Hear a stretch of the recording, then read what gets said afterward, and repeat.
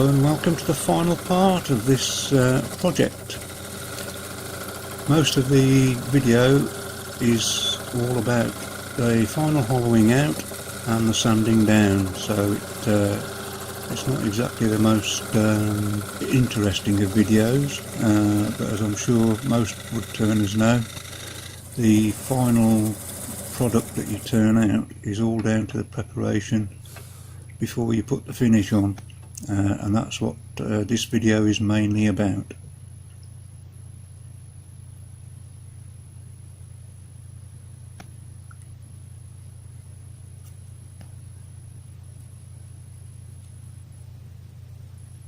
Just going to use a variety of tools for the hollowing out. The negative rake scraper did a wonderful job. It was probably slightly less catchy, especially with the acrylic whizzing round in there as well. The carbide is capable of shifting a lot of wood, but if you're not careful, it can catch quite badly. You've obviously got the hard acrylic and then going into the softer Iroko. So the pressure you put on each of your cutting tools has to be very gentle and very consistent. And there we go, there's a catch there that wasn't expecting.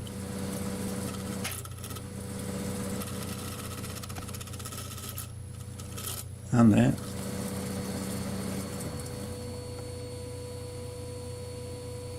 I started off by doing the top end of the vase first, which made clearer access to get to the lower sections, the middle and the lower sections.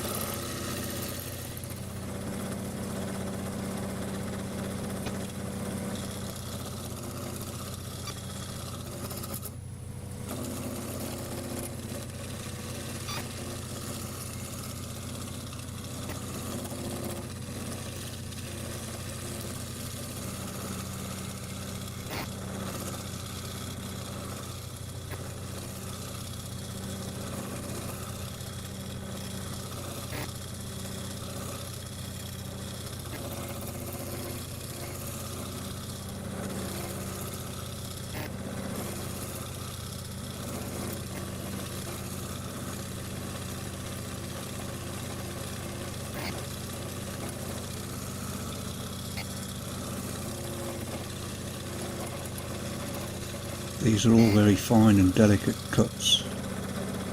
Most of the bits that you can see flying out are actually acrylic chips.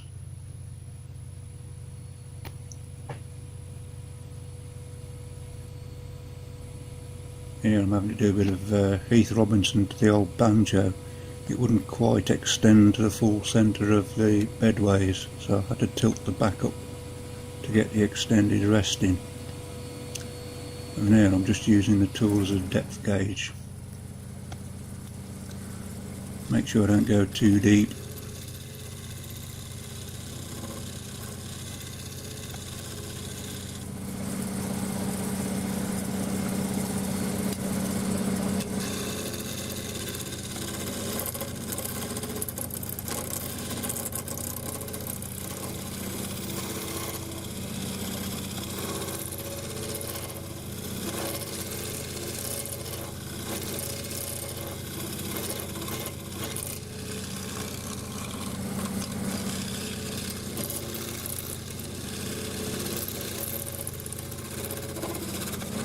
I'm surprised how good that tool actually works, especially for hollowing.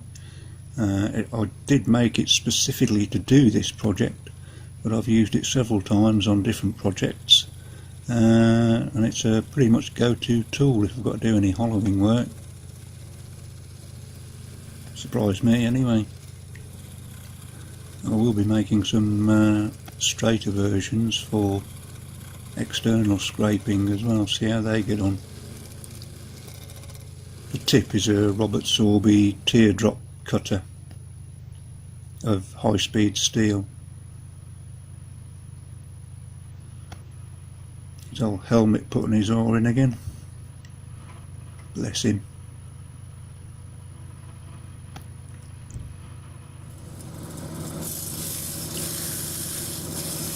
And here we go, the sanding process.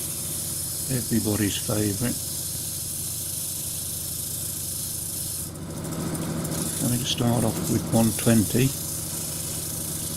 and on the inside I shall work down to 240. 240 is reasonably smooth, but I want enough open grain for the epoxy, because the inside will be coated with epoxy to make it waterproof, so the vase can be used. There, I've just stuck a bit of sandpaper on a stick to get deep inside.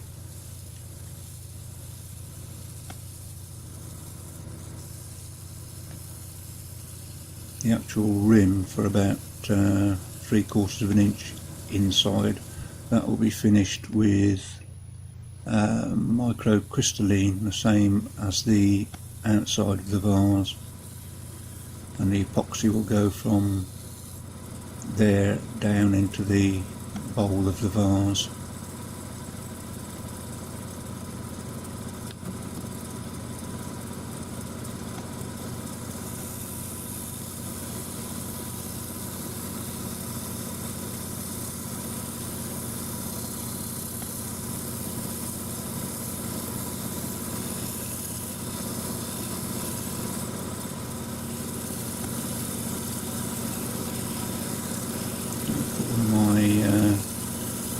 Sanding heads into a metal bar there, that made life a whole lot easier. I should be working on that particular tool to make it a little bit more user friendly.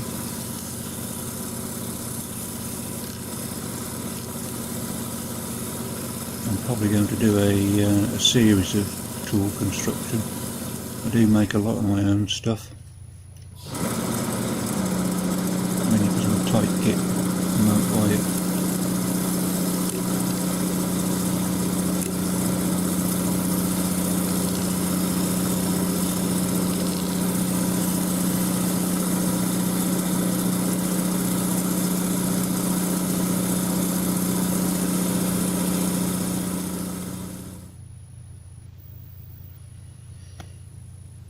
This section of the rim here, which will be finished with the microcrystalline, that will be taken down to from 120 to 2000 grit, the same as the exterior of the vase.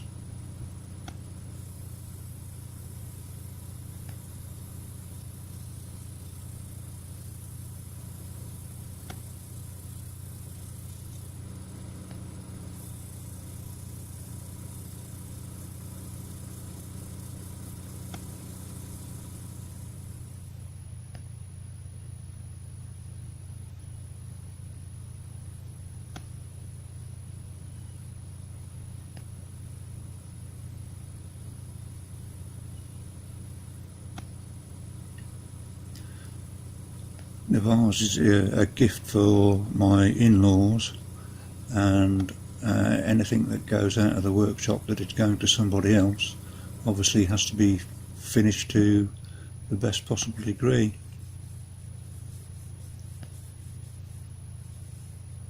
Normally I don't bother too much with the finishes because most of the stuff is stolen by the wife.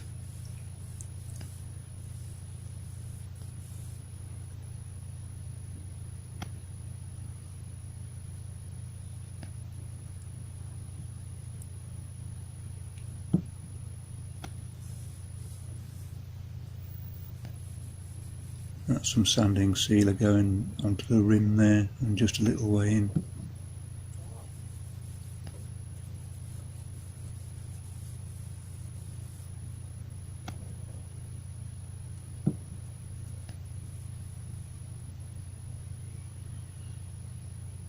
I'd remounted the vase again and it was slightly off centre, so I'm having to go back over the outside just to get it back into round. Ever so slightly annoying because that's the third time I'll have done that. But hey, can't rush a good job.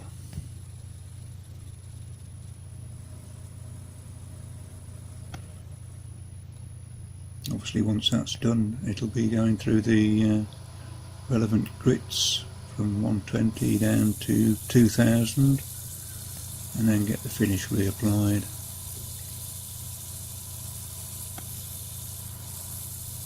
The only finish on it at the moment is just the 50-50 mix of cellulose sanding sealer with denatured alcohol and methylated spirits.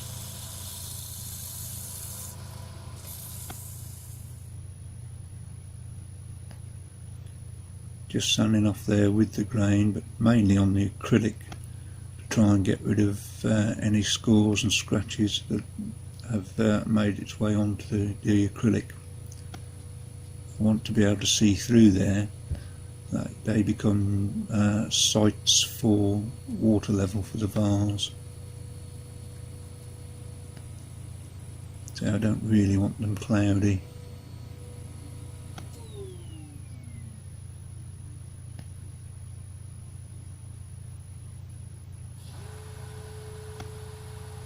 Just give that a quick wipe off.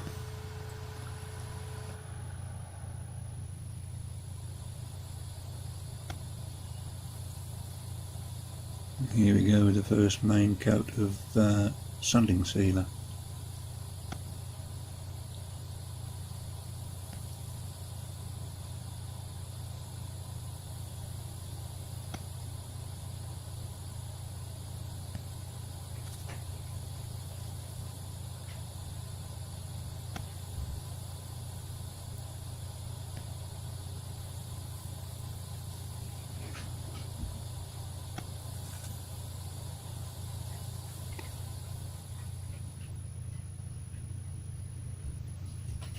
That's it with the first coat dry. Even there it's still nice and shiny, so that is testament to time spent on sanding down.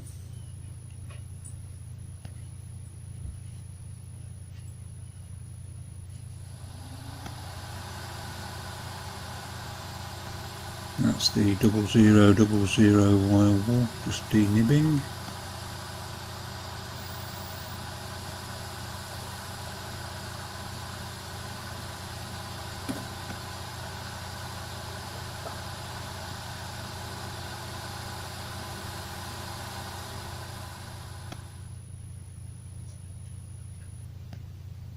Here we go with the second coat.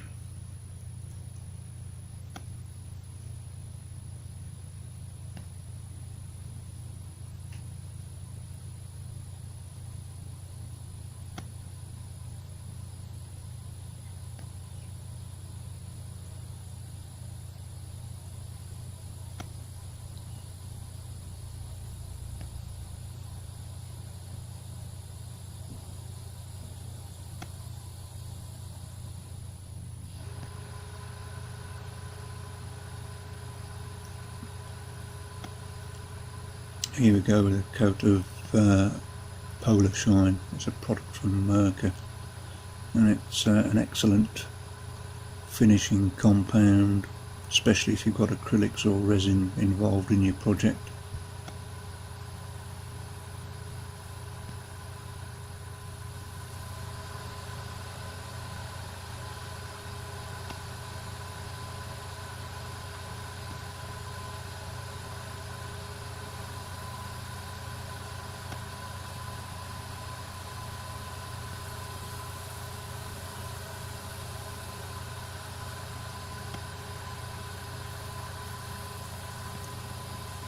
Use the Polar Shine atop the second coat of sanding sealer. Just to really get that down to a really fine, smooth base. I don't know if you can see it, but as my hand goes inside there, you can actually see through and see hand and the paper towel inside the vase. That's how clear the acrylic has become. And here we go in now with a coat of chestnut microcrystalline wax. Very hard wearing wax, and when there's water involved, which there will be, it does tend to last a little bit longer than the usual wood wax 22, or that type of finish.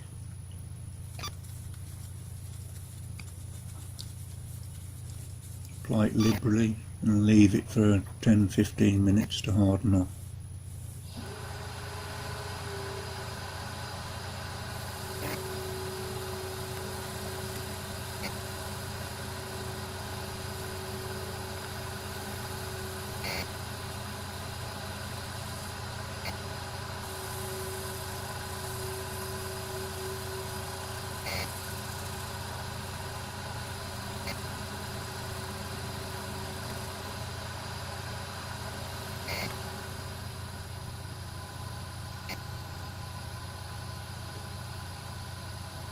Really see the shine on that now. Not bad at all, that.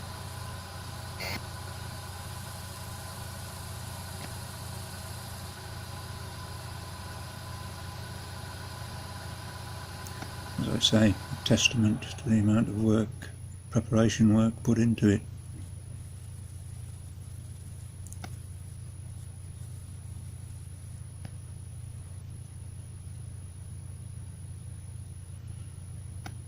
Now we're going to do the inside of the vase. I've mixed up some epoxy resin there, which is a marine product. What I'm doing is just pouring it into the bowl of the vase.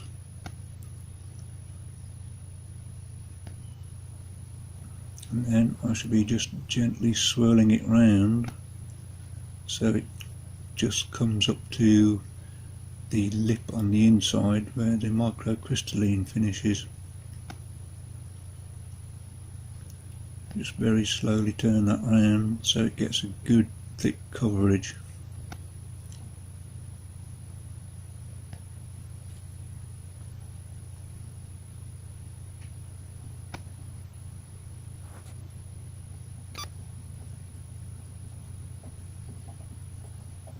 There you go. That's with it coated on the inside. I'm just going to use a brush now just to take some out of the puddle in the bottom and bring it back up to the side.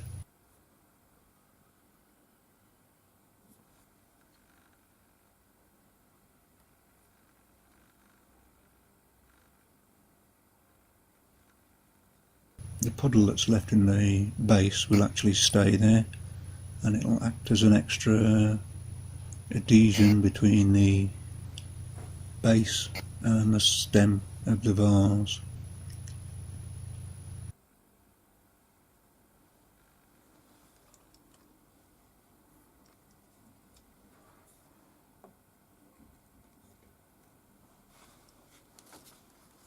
There you have it.